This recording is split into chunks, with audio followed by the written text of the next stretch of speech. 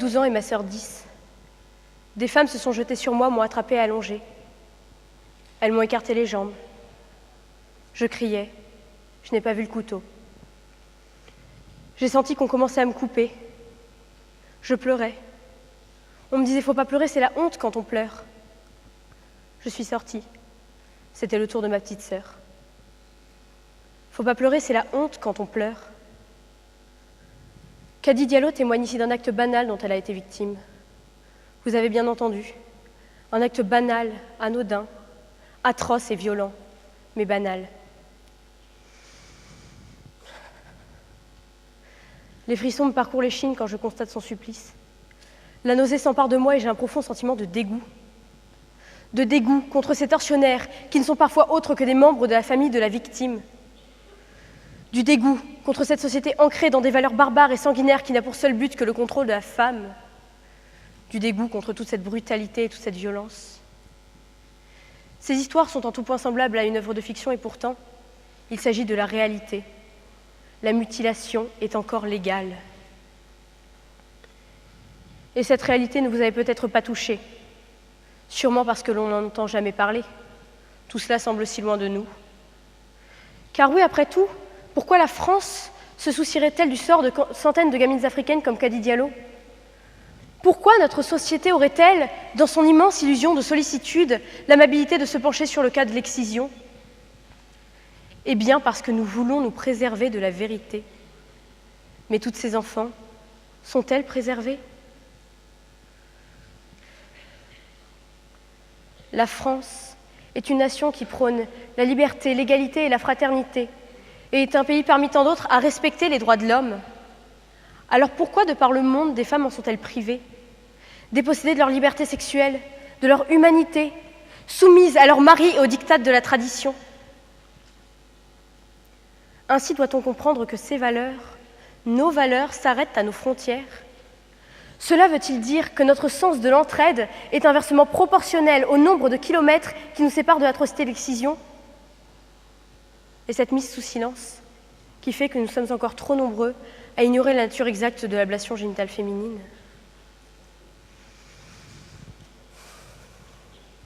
Essayez d'imaginer ce qu'a pu ressentir Kady.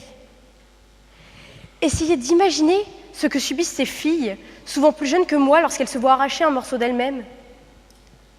Vous ne pouvez pas. Personne ne le peut. Malheureusement, l'excision ne s'arrête souvent pas qu'au retrait du clitoris. Elle est parfois accompagnée de l'ablation des petites lèvres et également celle des grandes. Et dans le pire des cas, l'entrée du vagin est partiellement suturée. On ne peut concevoir les douleurs que subissent ces filles lors de leur opération. Opération souvent réalisée dans des lieux totalement insalubres, avec un couteau, un bout de verre, qu'importe pourvu que ça coupe et sans anesthésie. Ce manque d'hygiène entraîne souvent des infections qui peuvent se révéler mortelles. Et si les relations sexuelles restent une véritable torture pour ces femmes, le pire reste lors de l'accouchement, où la douleur atteint son paroxysme et elle est telle qu'il arrive succombe dans ce contexte si épouvantable à l'heure où la joie de donner la vie devrait être de mise. L'excision laisse donc un traumatisme indélébile, non seulement physique mais également psychologique. Ce traumatisme est comme marqué au fer blanc dans leur esprit. La dégradation de leur intégrité est telle que l'on ne peut la concevoir. Être traité de la sorte est monstrueux. Que dis-je, inhumain? Sommes-nous de simples bêtes, bonnes à être parquées chez nous et privées du droit de désirer? Sommes-nous interdites de droit? Car c'est bien de cela qu'il s'agit, mesdames et messieurs. L'excision est une manière de détenir la liberté sexuelle. Les peuples qui la pratiquent le font car ils considèrent l'orgasme et le désir sexuel comme impurs et de mauvais présages. Pourtant, aucune religion ne dit « excisez vos filles ». C'est sous quelques considérations hygiéniques et esthétiques, ainsi que sous couvert de respecter la tradition que, comme dans le cas de Kady Diallo, la famille du père, qui a le droit de vie et de mort sur l'enfant, se donne le droit de priver les jeunes filles de leur plaisir.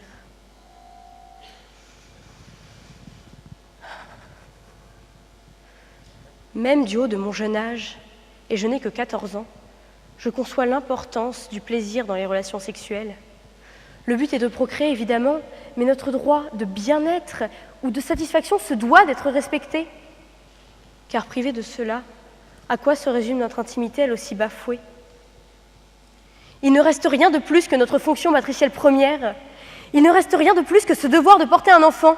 Il ne reste rien de plus que ce réflexe animal, cette charge, ce réflexe de survie de l'espèce. Il ne reste rien.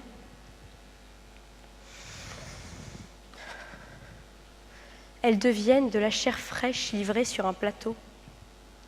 Des objets, des animaux. Et encore, les animaux peuvent montrer leur mécontentement. Pas ces femmes qui se feraient mettre au banc de la société. Quant aux objets, ils ne ressentent rien. Elles subissent douleur, humiliation et irrespect. Elles ne sont que des jouets destinés à souffrir pour ne pas se faire rejeter par le système. Elles ne sont vues que comme un dispositif permettant de procréer. J'en viens à conclure qu'elles ne sont pas même considérées comme des animaux. Elles ne sont pas considérées du tout. Comment les gouvernements des pays concernés peuvent-ils tolérer cette cruauté? Peut-être sont-ils tiraillés entre tradition et justice, mais ce n'est pas une raison pour accepter la barbarie.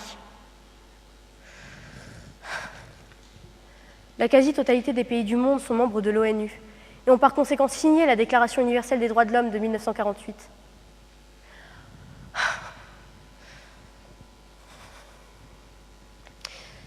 Cette Constitution stipule, en son article 5, que nul ne sera soumis à la torture, ni à des peines ou traitements cruels, inhumains ou dégradants.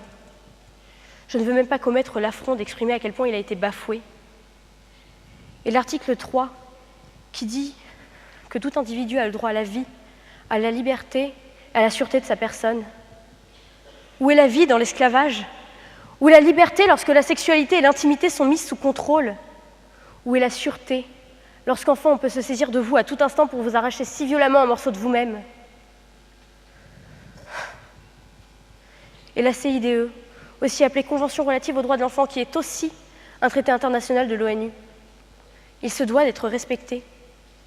L'excision va à l'encontre de tous ces textes que ces pays se sont pourtant engagés à suivre.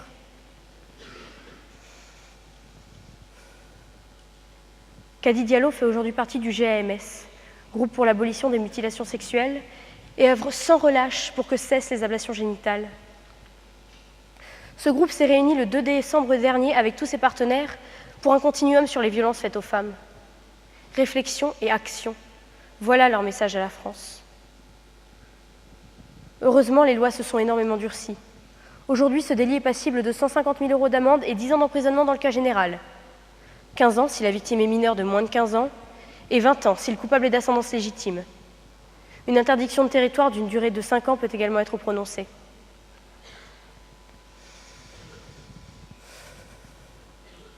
Malgré les apparences, notre pays est aussi impliqué. Sur plus de 125 millions de femmes touchées par l'excision, on dénombre plus de 50 000 Françaises concernées. Non, ce n'est pas qu'en Afrique, même si cette pratique y a cours dans 28 pays et que seulement 13 d'entre eux disposent de lois qui la réprimandent. Et non, ce n'est pas qu'à Paris.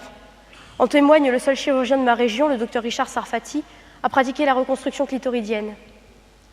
Cette technique de chirurgie réparatrice a été mise au point par Pierre Foldès et Jean-Antoine Robain, deux spécialistes français, et permet d'abord de supprimer la douleur laissée par la cicatrice et de redonner aux femmes leurs sensations perdues. Ces deux spécialistes ont défini l'excision comme un crime multiple, fait de viols collectifs, d'inceste, de mutilation et d'ignorance. Le docteur Sarfati est la providence des femmes majoritairement guinéennes et soudanaises qui arrivent à Poitiers. Vous ne vous imaginiez pas que l'on aurait été si proche, n'est-ce pas?